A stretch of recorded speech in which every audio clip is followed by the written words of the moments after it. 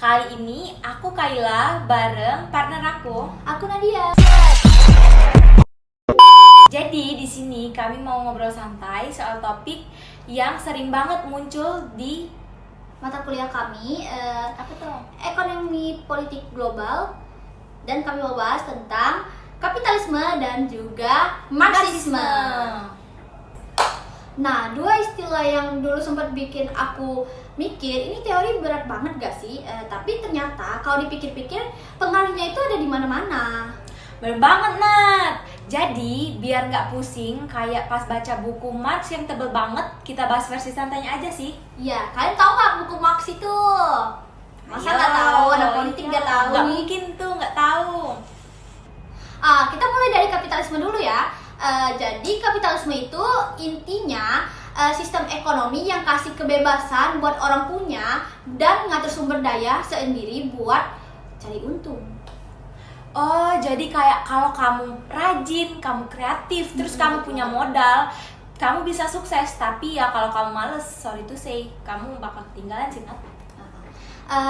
Tapi masalahnya nggak semua orang mulai dari posisi yang sama. Ada yang dari awal udah punya modal, ada juga yang buat buka usaha aja susah gitu loh. Oh, berarti dari situ tuh muncul deh kritik dari Karl Marx. Kamu tau nggak, Nat, apa itu? Jadi kayaknya aku tahu deh. Jadi menurut Marx, kapitalisme itu nggak adil. Yang punya alat produksi makin kaya, sedangkan buruhnya itu cuma dapat upah yang kecil. Oh, aku juga tahu tuh. Aku tambahin ya. Jadi dia juga bilang kalau sejarah masyarakat selalu diwarnain konflik kelas. Itu tuh kayak antara yang berkuasa sama yang ditindas. Nah, Kalau dibiarin, ketimpangan itu makin besar dan sistemnya bisa rusak dari dalam. oh, berarti maksud kamu jadi itu tuh kayak dunia tuh cuma punya dua tim gak sih, Nak? Benar. Terus itu yang pertama tuh yang punya semuanya sama yang kerja buat mereka, yang punya semua itu. Itu tuh lumayan sadis sih, tapi agak ada benarnya juga. Tapi ya, Nat, menurut aku di sisi lain kapitalisme juga banyak membawa kemajuan. Menurut kamu gimana? Aku setuju sih, kayak di Amerika, Jepang, kalau nggak salah, satu lagi Korea Selatan tuh ya, inovasi dan teknologi mereka itu tumbuh karena pasar bebas gitu loh. Cuma ya, Nat, menurut aku kalau dilihat dari skala global, dampaknya tuh nggak selalu adil. Negara kaya yang makin kaya, tapi negara berkembang sering banget loh dijadiin tempat buat produksi murah.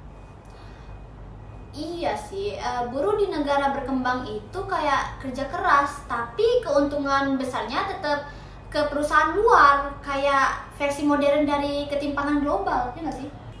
Makanya, Nat, teori Marx tuh masih relevan banget loh buat analisis ekonomi dunia sekarang. Dan kalau dipikir-pikir, di era digital pun masih ada bentuk baru dari eksploitasi loh. Maksudnya gimana tuh, Nat? Itu kayak pekerja lepas, driver online, content creator, freelancer. Mereka tuh kerja terus tapi nggak punya jaminan tetap. Sistemnya tuh ya berubah-berubah gitu, tapi yang diuntungkan tetap aja yang punya platform. Oh, berarti itu tuh sama kayak kalau dulu tuh disebutnya buruh pabrik, tapi sekarang buruh digital. Cuma beda bentuk aja berarti. Iya, makanya walau Marx hidup di abad ke-19 ya, pemikirannya tuh masih jentil banget buat zaman sekarang.